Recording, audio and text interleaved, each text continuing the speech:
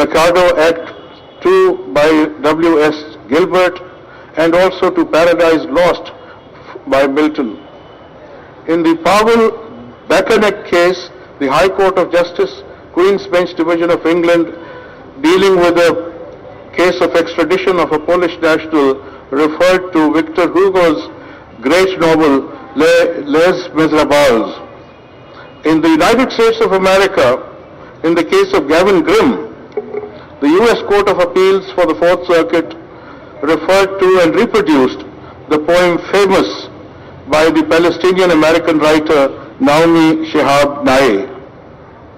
In the case of Parhat versus Gates, the United States Court of Appeal, District Court of Columbia, dealing with a case of detention at the United States Naval Base at Guantanamo Bay, referred to the poem The Hunting of the Snark by Lewis Carroll, the author of popular children's book Alice in Wonderland. In Australia, in the case of Sabah Brothers, the Federal Magistrates Court of Australia quoted from the trial by Kafka. Now, in India, there have been many instances, and they're very interesting. In his post on LinkedIn, dated February 13, 2017, Justice retired Markandeya Katju of the Supreme Court of India wrote about the power of Urdu poetry and my Supreme Court judgments and stated as follows. As I mentioned before, Faiz Sahib is my favorite Urdu poet of the 20th century, though I regard Mirza Ghalib the greatest Urdu poet of all times. So I quoted him in some judgments of mine in the Supreme Court, beginning the judgment with his couplet. When I decided to issue an appeal through my judgment to the Pakistan government to release an Indian citizen Gopal Das, who was undergoing a life sentence in Pakistan for espionage and had been in Pakistani jails for 27 years, I began with a couplet of Faiz. Kafas udas hai yaro sabah se kuch to kaho, kahin to behre khuda aaj zikr yaar chale. Then Justice Katju writes that this couplet had such a powerful impact on the Pakistani authorities that they announced that Pakistan government would honor the appeal made by the Indian Supreme Court. Gopal Das was released a few days thereafter and he came back to India and has got married. Then Justice Katju writes, this was unprecedented. Never perhaps in world judicial history was such an appeal made by any court, and never was it so honored. Such is the power of Urdu poetry. The next case to be mentioned is the case of a petition to allow euthanasia or mercy killing. Aruna Schonberg was a nurse at Mumbai King Edward Memorial Hospital who was sexually assaulted in the year 1973 by a hospital staff, and she had been in a vegetative state for the next 37 years. While considering a request for a mercy killing, Justice Katju quoted the following couplet of Mirza Ghalib in his judgment to convey the pain and agony that that nurse had gone through all those years. मरते हैं आरज़ू में मरने की, मौत आती है पर नहीं आती. Apart from Urdu couplets, judges often incorporate works of famous writers in their judgments. In 2003, hearing an appeal of a lawyer regarding his alleged professional misconduct with his client, the judges added a light humor in the ruling, citing a line from Shakespeare's Henry VI, which I've already read out. The first thing we should do is let us kill all the lawyers. That's what Shakespeare said. While adjudicating on the service conditions of women serving in the armed forces of India, the Delhi High Court had quoted the following couplet in the year 2018. तेरे माथे पे ये आंचल तो बहुत खूब है, लेकिन तो इस आंचल से एक परचम बना लेती तो अच्छा था. In a case in the year 2012, the Delhi High Court had referred to the following couplet in a judgment while commenting upon the general insensitivity in the metropolitan city whenever a heinous crime was committed in full public view, but those witnessing the crime refused to become witnesses in the court. The couplet read, "Lagta hai shahr mein naye aaye ho, ruk gaye ho raah hadsa dekhkar." In another case about adoption of orphan children, Delhi High Court quoted Nida Fazli in the year 2015 as follows, "घर से मस्जिद है बहुत दूर, चलो यूं कर लें, किसी रोते हुए बच्चे को हंसाया जाए." In another case in the year 2016, Delhi High Court quoted the following couplet of Das Delvi while commenting upon the working of CBI, Central Bureau of Intelligence. खूब पर्दा है कि चिलमन से लगे बैठे हैं, साफ छुपते भी नहीं, सामने आते भी नहीं. In the same case, the court also quoted the following couplet of Kaif Bhopali. जनाब कैफ, ये दिल्ली है बीरो गालिब की, यहां किसी की तरफदारियां नहीं चलती. In Buddha Dev case, Justice Markande Karju and Gyan Sudha Mishra of the Indian Supreme Court upheld the sentence of imprisonment for life imposed upon the accused for the murder of a sex worker. That judgment referred to many literary works from the great Bengali writer Sarat Chandra Chattopadhyay's novel Shrikant and Devdas, to Dostoevsky's famous novel Crime and Punishment, and also Amrapali, a contemporary of Lord Buddha, and to Urdu poet Sahir Ludhianvi's poem Chakle. In the Indian case of Hitesh Bhatnagar, the Indian Supreme Court commented upon that, this is interesting, that though marriages are made in heaven, it is said we are more often than not made to wonder what happened to them by the time they descended down to earth.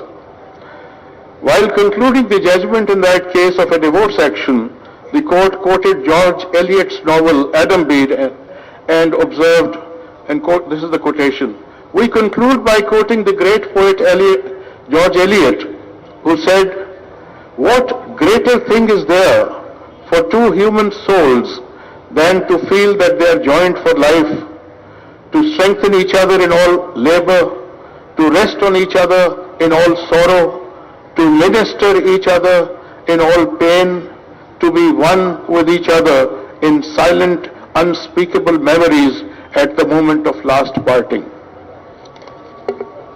In Sri Lanka, the play by Measure for Measure, a play by Shakespeare, had been cited to emphasize that the freedom of the press was to be balanced against the rights of those who are innocent. The court wrote, "It surely does allow the pen of a journalist to be used as a mighty sword to rip open the facades which hide misconduct and corruption, but it is a two-edged weapon which he must wield with care, not to wound the innocent while exposing the guilty. As Shakespeare put it, 'Oh, it is excellent to have a giant's strength, but it is tyrannous to use it like a giant.'" In another Sri Lankan case about inheritance of property, a poem from Alfred Lord Tennyson was quoted which read, "Mastering the lawless science of our law, mastering the lawless science of our law, that codeless myriad of precedent, that wilderness of single instances, through which a few, by wit or fortune led, may beat a pathway out to wealth and fame." In Papua New Guinea, in the case of the state versus Alan Voila, the National Court of Papua New Guinea referred to Charles Dickens' novel Oliver Twist to describe a dock in a courtroom. In another case in the National Court of Papua New Guinea, what was referred was Lolita, one of the most controversial classic novels of Vladimir Nabokov. In Fiji Islands, the Court of Appeal of Fiji Islands referred in a case to a poem by Rudyard Kipling. The poem was titled Dawn Wind. The couplet mentioned was, "At 2 o'clock in the morning, if you open your window and listen, you will hear the feet of the wind that is going to call the sun." In his article, Jennifer Davis, and in his post, Brendan Fitzgerald had mentioned that several judges in the United States of America had a penchant for poetry, and many of them managed to weave their love of verse into their legal careers. The said authors then took a walk on what they called the quirky side of law, that is, the court opinions written in rhyme. You will enjoy this because these are judgments which are written in poems. The entire judgment is a poem. So you may find it hilarious. There was a case in which a tree was hit by a Chevrolet car, which is generally referred to in America as Chevy.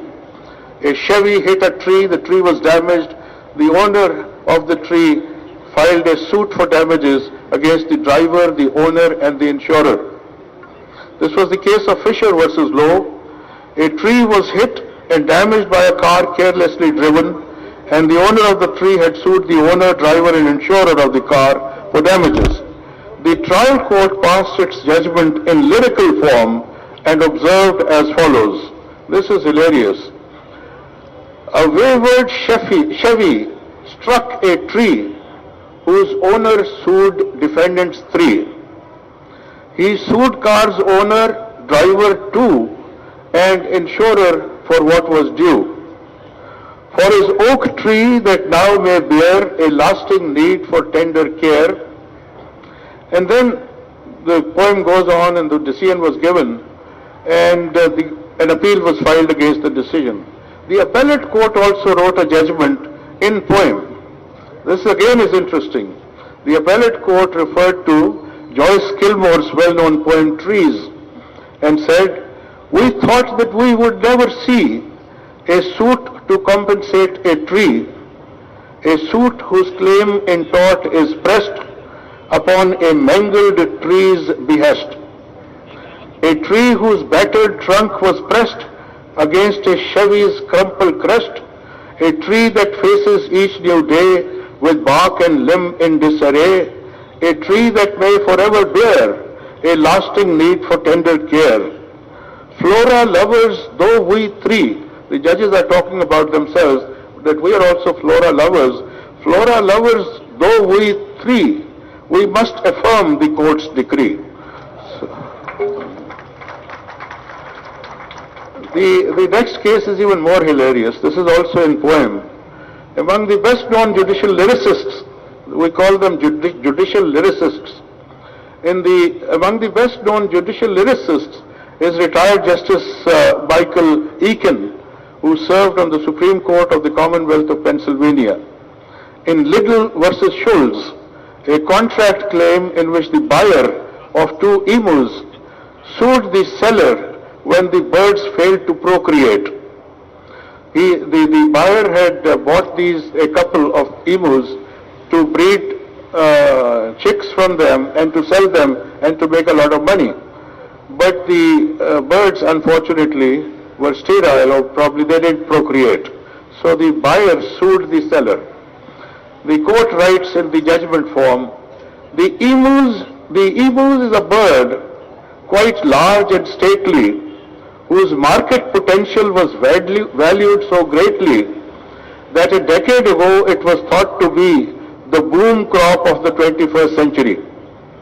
Our appellant decided she ought to invest in 2 breeding emus, but their conjugal nest produced no chicks, so she tried to regain her purchase money, but alas, in vain. Appellant then filed a contract suit, but the verdict gave her claim the boot. Thus she was left with no resort but this appeal to the superior court. The learned trial court, in well-reasoned words, held Liddell's case was flightless as the birds, and her appeal in turn we now must find as barren as the breeder's hair maligned. The third lyrical judgment I want to mention briefly is where the lawyers had submitted their briefs in rhyme. The lawyers' briefs, their submissions in the court were in the form of poetry. The judges didn't want to remain behind, and this is what the district judge Edward Becker wrote. The motion now before us has stirred up a terrible fuss, and what is considerably worse, it has spawned some preposterous doggerel verse.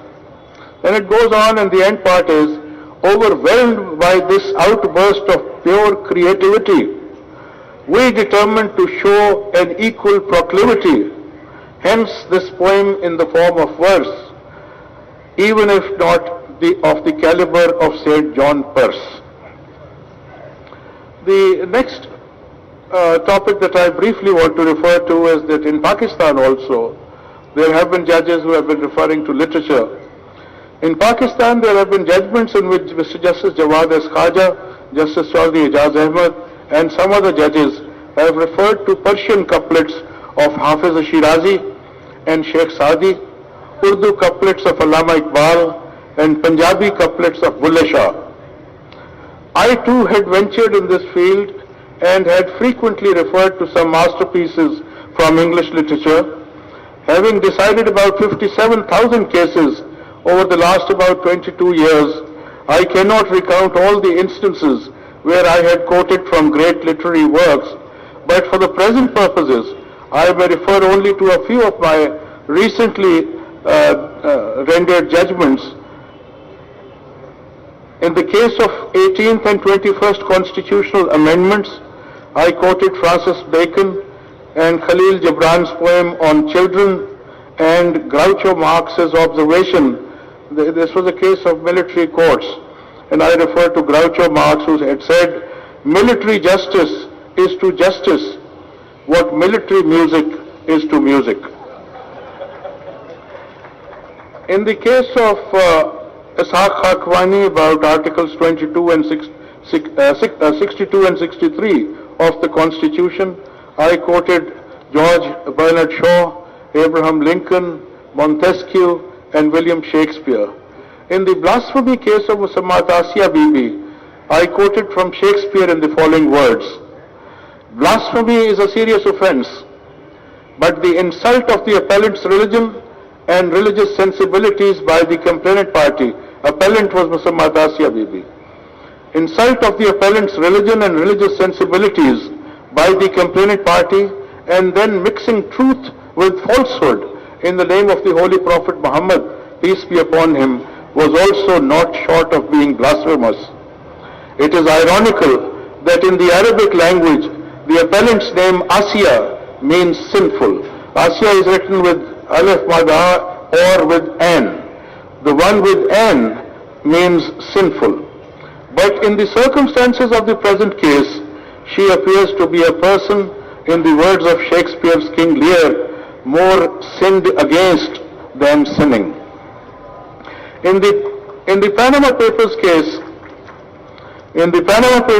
I quoted Balzac, Mario Puzo, Christopher Marlowe's Tamburlaine, and Dr. Faustus, and William Shakespeare's Merchant of Venice.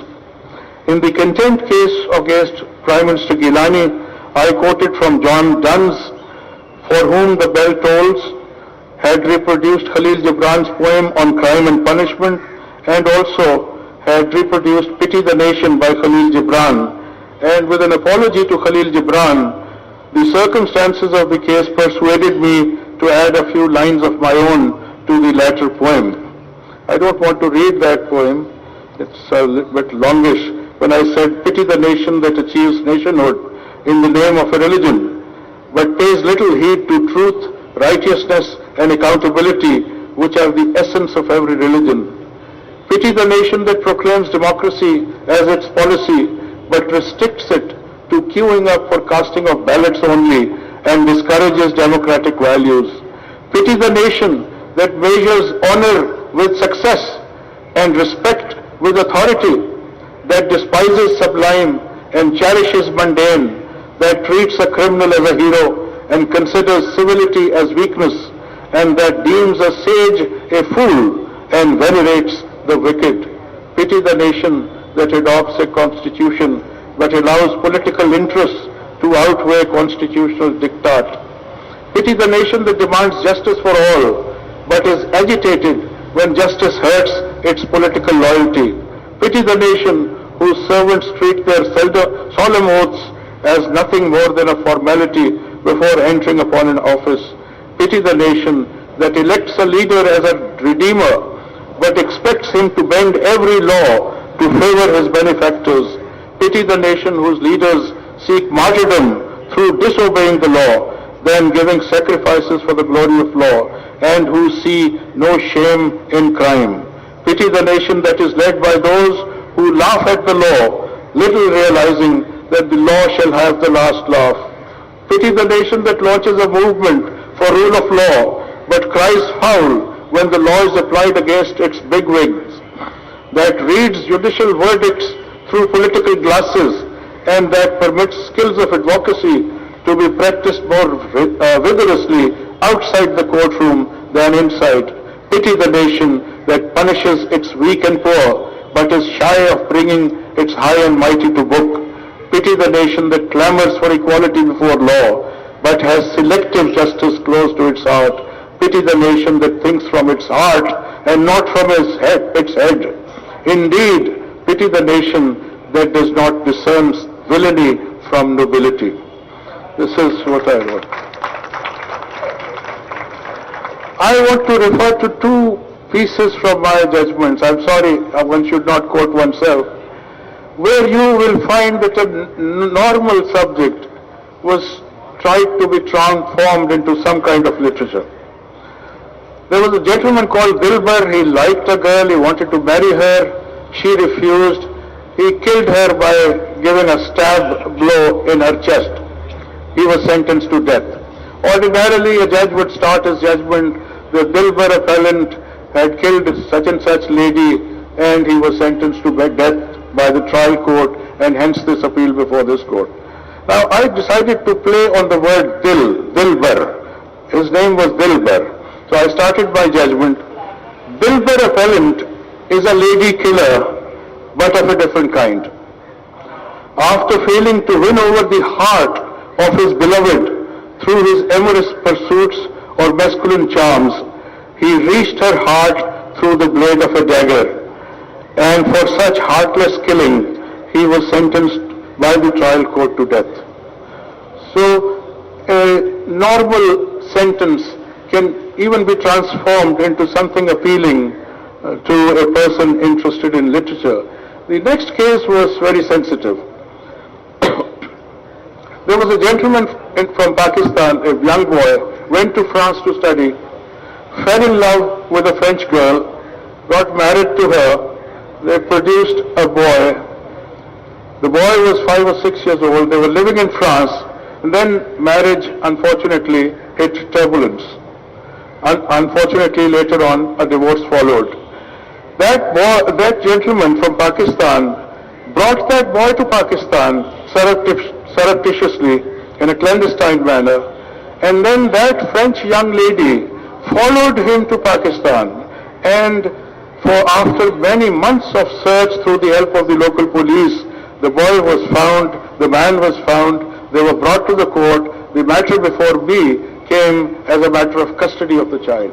The argument was, here is a Muslim Pakistani man, a boy born to that Muslim Pakistani, and on the other hand, the mother is French and a Christian. Now, what should be the fate of the case? Whom should be given the custody? I gave the custody to that French lady. And this is what I wrote, because you will see a lot of passion in this piece, this just paragraph that I want to read out and to show that how literature helps you create an emotional argument in support of the legal argument. After hearing the learned counsel for the parties and the learned law officers at some length, and after going through the material and the precedent cases referred to by them, I must observe that I have felt distressed over some of the arguments addressed by the learned counsel for respondent number one. Respondent number one was the boy, was the husband. Particularly those based upon different faiths professed by the contesting parties to this case and different nationalities and cultures they come from. It is proverbial that all is fair in love and war, and in the present case it appears that respondent number one actually believes in that. When it came to falling in love with a Christian girl, religion did not matter to respondent number one. When it came to marriage and settling down, French nationality of the petitioner and France as an abode did not bother respondent number one. When it came to producing a child and bringing him up in France, religious inclinations of the spouse and Western culture did not make any difference to respondent number one. For respondent number one, religion, nationality and culture did not have much significance as long as it suited him. But when the marital relations between respondent number one and the petitioner hit turbulence and ultimately came to a dead end in the war of sorts that ensued over custody of the child, respondent number one has now found it to be advantageous and convenient to take shelter behind faith, nationality and culture. To respondent number one, it may appear to be a fair ruse or a stratagem in the war over custody of the child, but I have found such volte-face on the part of respondent number one to be offensive to justice, equity and good conscience. Then I give the credentials of the husband and say, with such credentials and antecedents of respondent number one, mere professing of Muslim faith by him and his mere incidents of birth in Pakistan may not suffice all by themselves to conclude that welfare of the minor would lie in living with him rather than in living with a Christian mother of French origin whose credentials are blotless, whose antecedents are clean, whose proven love and care for the child has dragged her in foreign land, facing untold trials and tribulations, and whose courage, fortitude and character may be better suited for imbibing good moral, social and human values in the minor's personality. Now the next point that I want to refer to is that literature on many occasions has been a catalyst for change of laws. Charles Dickens' novels about the poor conditions in the Victorian times brought about improved legislation by the Parliament for the poor citizens. Harriet Beecher Stowe's Uncle Tom's Cabin in the year 1852 highlighted the horrors of slavery and contributed towards the abolitionist movement. The novel Jungle by Sinclair highlighted the plight of the immigrant laborers working in the meatpacking industry in Chicago, which led to fresh legislation. Then John Steinbeck's Grapes of Wrath also talked about migrants and their plight during the Great Depression and led to reform of labor laws. And then finally, Nadine Gordimer, who was a South African writer, she started writing against apartheid, and then ultimately it became a movement and apartheid laws were abolished in South Africa. So this again, a link between literature and law. Now my last piece is about situations where literature comes in handy when judges can't say things themselves. Judges don't respond to criticism, judges don't really say much, they're not supposed to say much about whatever people are saying. So this is about that part. Literature sometimes comes in handy when no other recourse is available to a judge. Only a few weeks before my retirement, some constitutional and legal questions were asked in a case about those who had never been questioned before. As expected, such intervention invited the ire of many, and resultantly, conspiracy theorists started working full-time, painting a doomsday scenario. Judges normally do not respond to such reactions, but through my speech in the farewell reference, literature provided me an opportunity, and I read out the following part of the poem written by Fahmida Riaz. And this was, कुछ लोग तुम्हें समझाएंगे, वो तुमको खौफ दिलाएंगे, जो है वो भी खो सकता है, इस राह में राहजन है इतने, कुछ और यहां हो सकता है, कुछ और तो अक्सर होता है, पर तुम जिस लम्हे में जिंदा हो, ये लम्हा तुमसे जिंदा है, ये वक्त नहीं फिर आएगा, तुम अपनी करनी कर गुजरो, जो होगा देखा जाएगा. Now, this poem was titled Faiz Kehte and written by Fahmida Riaz. If somebody asks me, I'll say, I didn't say it. Fahmida Riaz said it. If you ask Fahmida Riaz, she'll say, I never said it. I said Faiz would have said this. And if you ask poor Faiz, he would say, I am dead and gone for a long time. I never said it. So this is the beauty of literature, and this is also one of the utilities of literature in law. Thank you very much.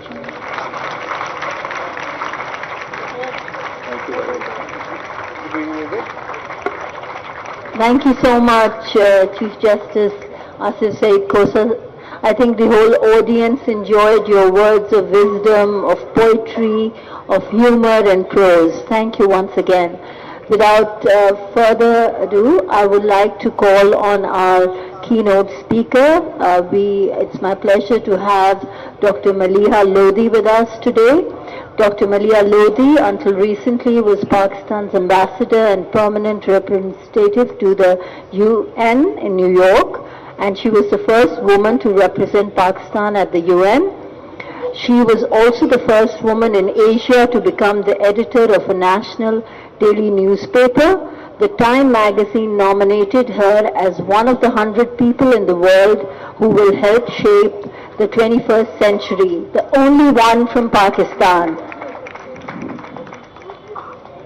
Dr. Lodhi was also the founder editor of the English daily, The News. She taught politics and political psychology at the London School of Economics.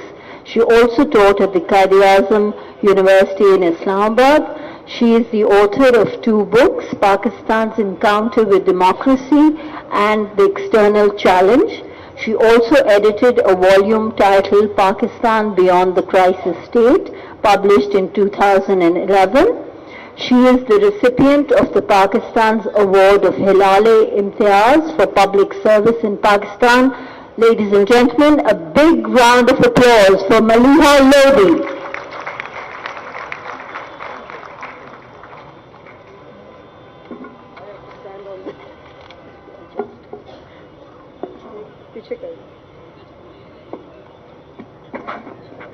This was not made for people my height, so it has to be adjusted. Bismillah ar-Rahman ar-Rahim and Assalamu alaikum to everyone. You know, after what we've heard from the Honorable former Chief Justice, this is going to be a very hard act to follow. So my perspectives or my presentation is really going to be about the hard-boiled world of politics and diplomacy and global affairs.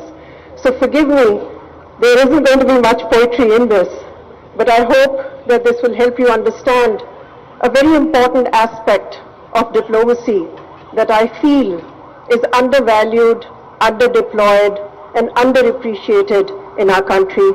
And it's an area where we really need to do more. But before I say my piece, I want to thank Amina Saeed. I want to thank the Arts Council, Asif Faruqi. What an amazing place this is, and what an amazing assembly of people you've got together. So kudos to you and a big hand to you. As many of you might know, I've had the privilege and the honor of representing my country, our country, in a number of diplomatic posts. So my perspectives this afternoon or this evening are really a practitioner's perspective, and I'm sharing what I have learned through experience. I didn't really see this in any book. There was no primer to teach me, so this is very much learning on the job.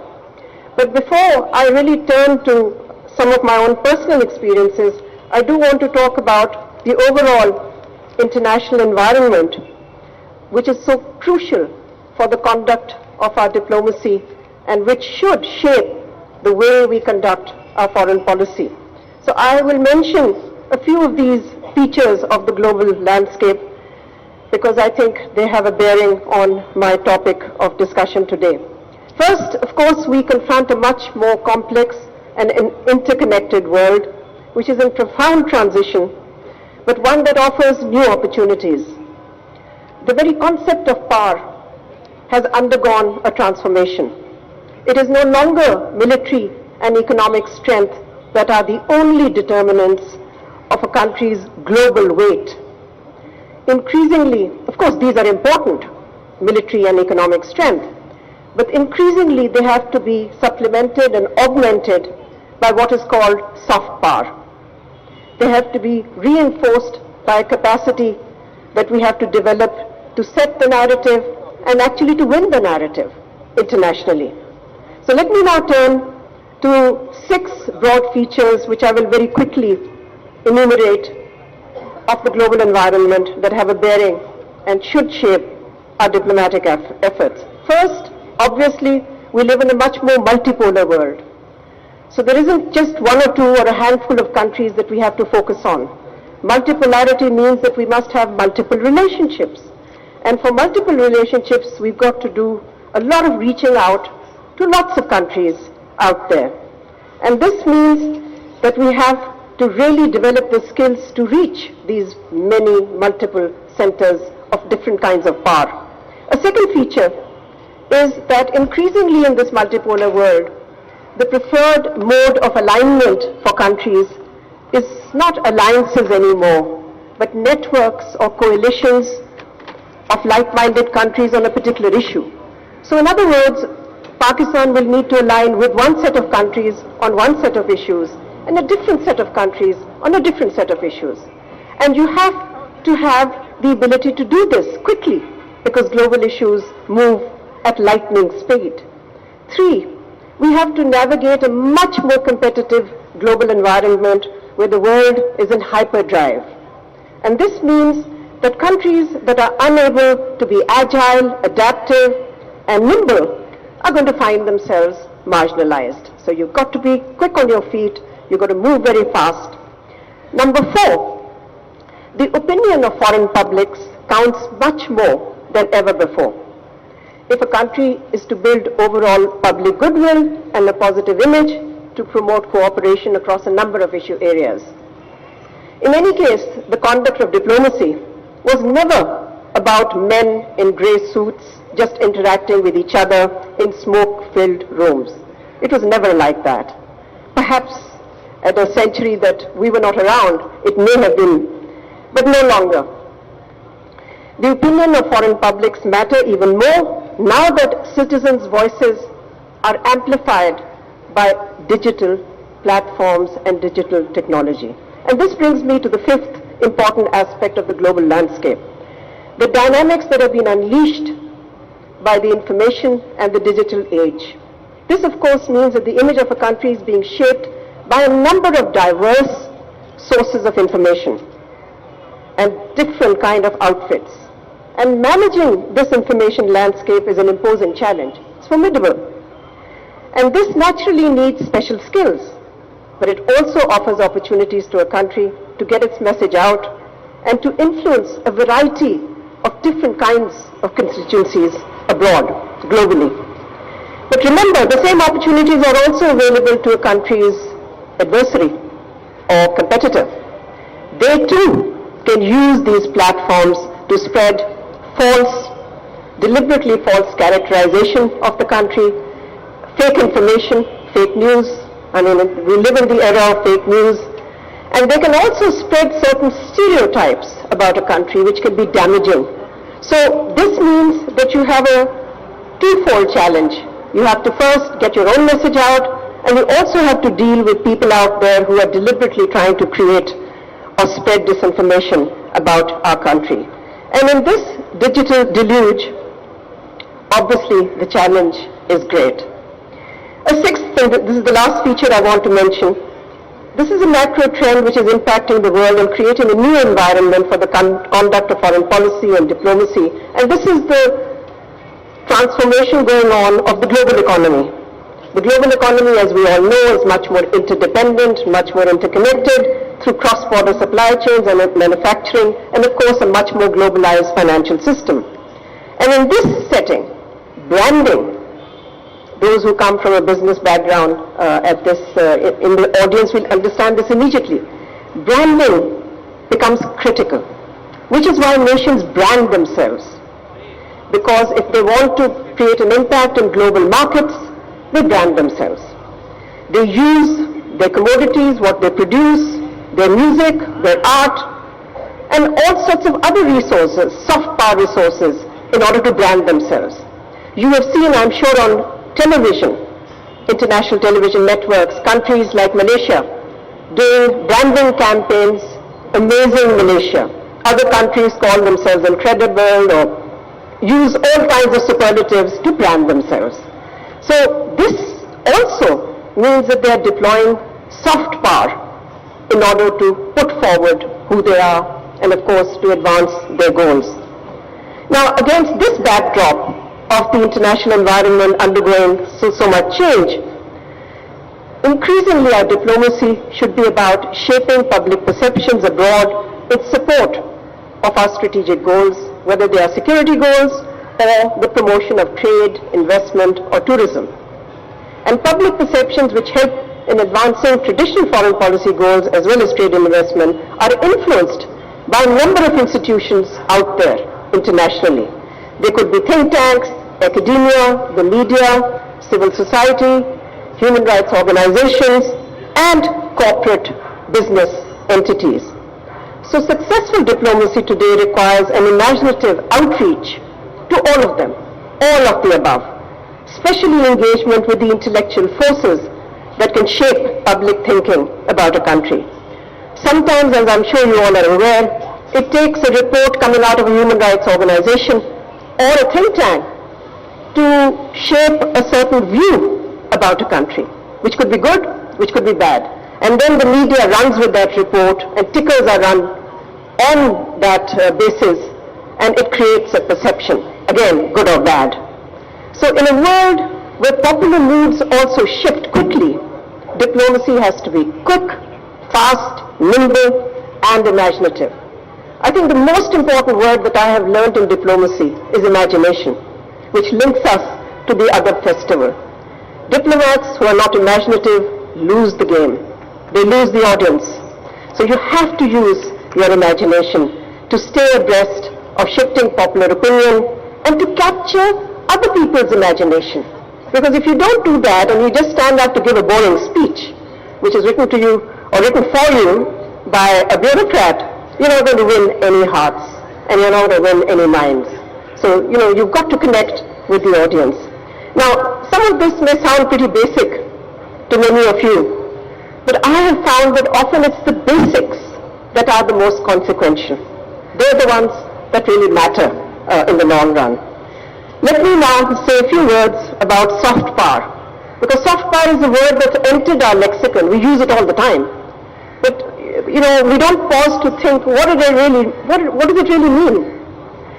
I think we have to remember that the word was coined by a political scientist, Joseph Nye, who used the term hard power to refer to a country's military and economic strength. Often in our country, we use soft power to refer to economic strength. No, that's hard power. It's concrete, it's finite. Soft power grows out of the appeal of a country's culture, its politics, its policies, and the way it governs itself. You set up a great governance model, it appeals to other countries. That's your soft power. your art, your music, your literature, your cultural heritage, what you're doing here at the other festival, this is soft power. So I think we must always remember that it is always a blend of hard and soft power at the international level that counts. In fact, there are many countries that have neither military nor economic strength, but enormous soft power. Small countries, tiny countries, who punch way above their weight. And why do they do that? Because people feel attracted to them.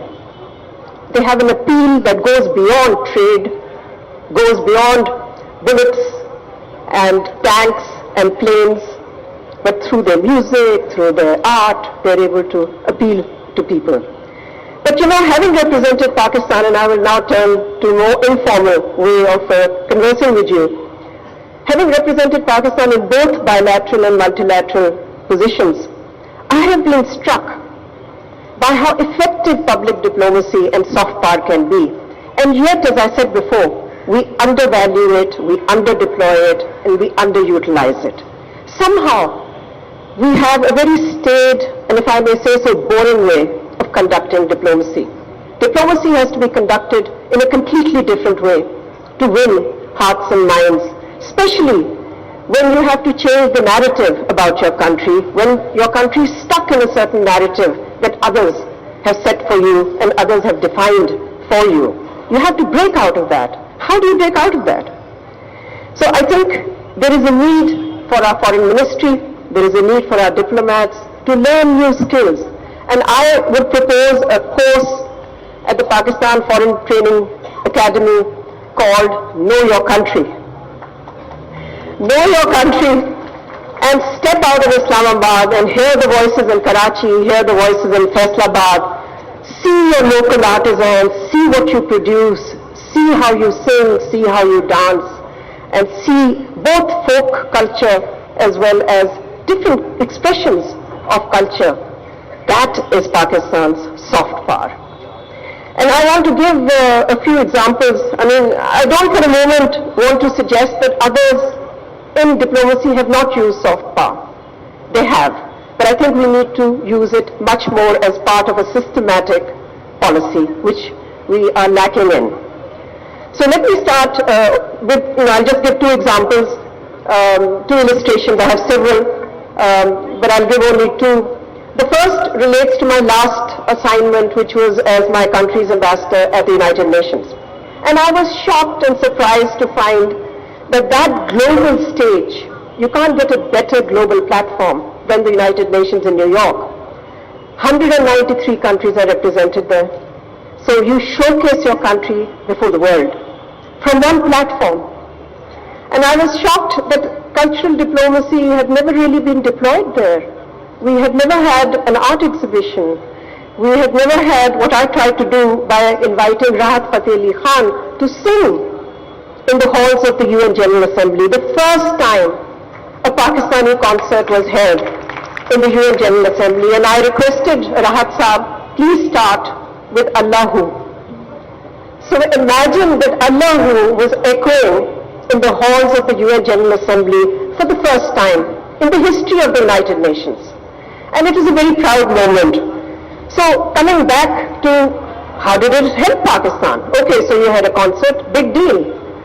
There was a lot of song and dance. There was Qawwali and there were some pop numbers by Rahat Fateh Ali. Pakistan was contesting a very important election at that time. It was for a seat in the UN Human Rights Council. It's very critical for us for obvious reasons, occupied Jammu and Kashmir, human rights there, and also because there are other countries that try to critique us on in the same council. So it was a very important election, but very competitive. And remember that the UN consists of 193 countries. 55 are from Africa, and 37 are what are called Small Island Developing States, or SIDS. We barely have any relationship, even formal relations, with many of the small island states, and there are 37, that's 37 votes. We also have very, not very strong relations with many African countries, 55, that's a big voting bloc, 55 out of 193. And then, of course, there are Latin American countries, 12 of them, and we don't have many diplomatic missions or consulates in South America, and you need their votes. So what I have counted are about 90 countries. How do you reach them? How do you go canvassing for votes? You do that, as I learnt there, through inviting them and engaging them and showing them a part of Pakistan that we're so proud of, that they never get to see, and that is our culture, that is our heritage. And showing them that we may be an ancient civilization, and we are an ancient civilization, but we're a modern nation. And it's that fusion that gives us a very distinctive identity. I also did 2 film festivals, invited our film stars because it's a nascent industry. It was controversial in certain quarters, and I said, too bad, this is my Pakistan. We are producing good movies, we're producing good art, and it must be shown to the world. And I can tell you, the diplomats who came and attended those receptions, they came to see our movies, they were thrilled. And they said, many made this remark, we didn't even know that you had a film industry. At an art exhibition, which we mounted contemporary art, and we had traditional artists as well, the UN Secretary General came, and again a remark by him I will share with you, and it shows how little we deploy soft power. He looked at the paintings, he went around, all sorts of modern as well as I said, traditional art, and he stopped at calligraphy. And he said, oh, I thought that's all Pakistan does. So in other words, he didn't know that our art and literature scene has so many different expressions and so many different voices.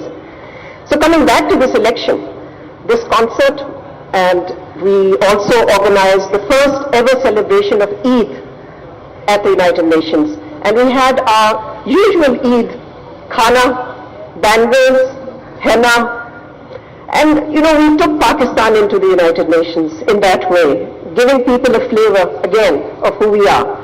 Unless you humanize your interaction with somebody, the best talking points will never help you. You can have the best argument in the world for a particular issue, but it is the human contact that helps you to win people, to build support for your country. So coming back to where I started, we won the election to the Human Rights Council.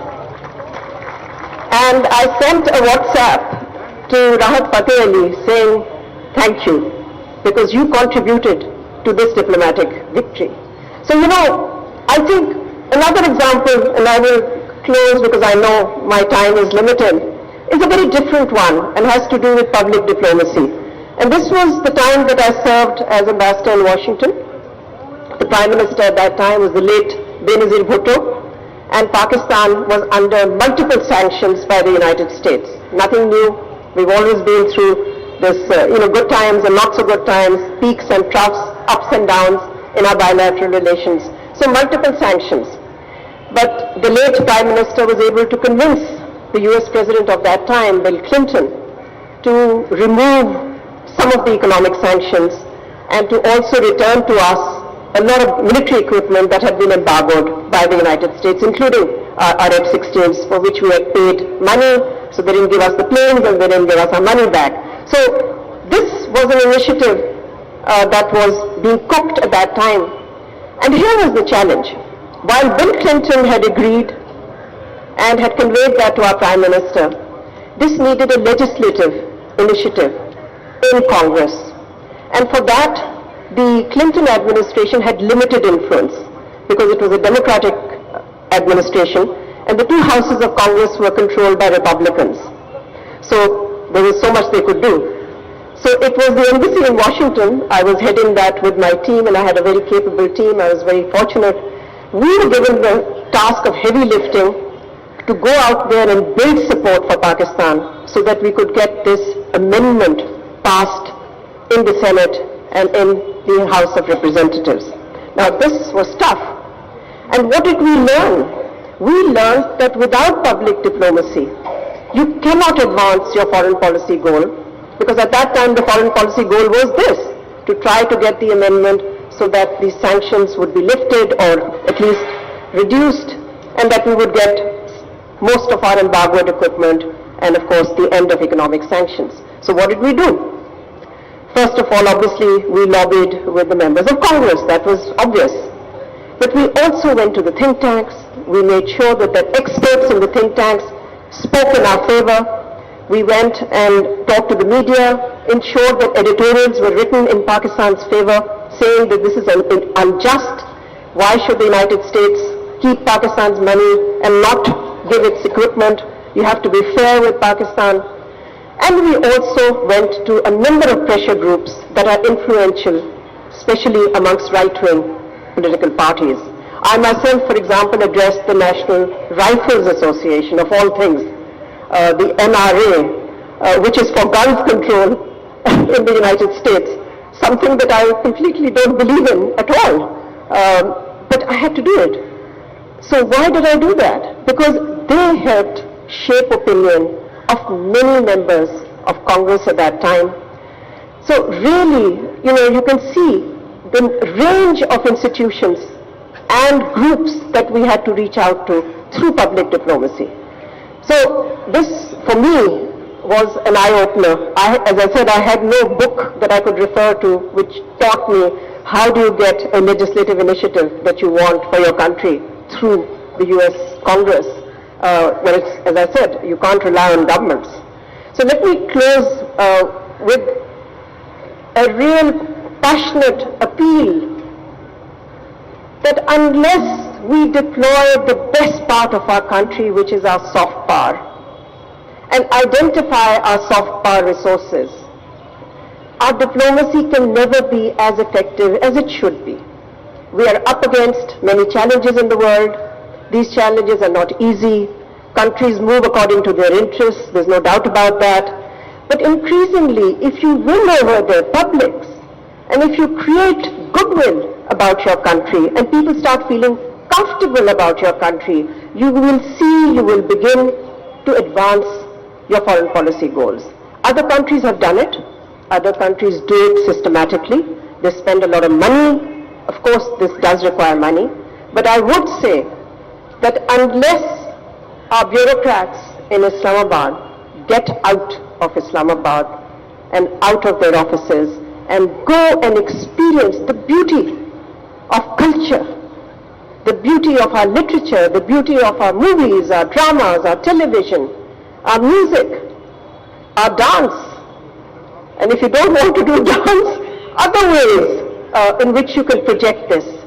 This is critical to Pakistan's future diplomatic efforts.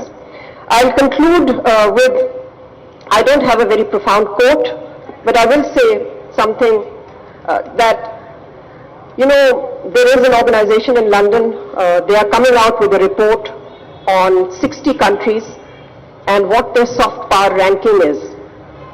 So I am not allowed to disclose what's in the report. I have seen it, and I can only say this much, that Pakistan needs to improve its ranking. I will not tell you where we are ranked out of 60 countries. I will not even hint, but many of you in this audience will understand that we need to move up, and we can be amongst the top 10, I can assure you. I think activities like what you're seeing today and tomorrow and day after gives us such an insight into what is the best and the brightest and the most beautiful expression of our identity of who we are. I thank you. I hope it's not too long.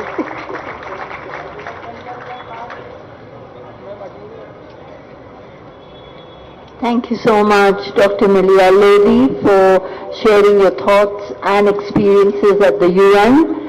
And I'm sure the audience and enlightening the audience about promoting the soft side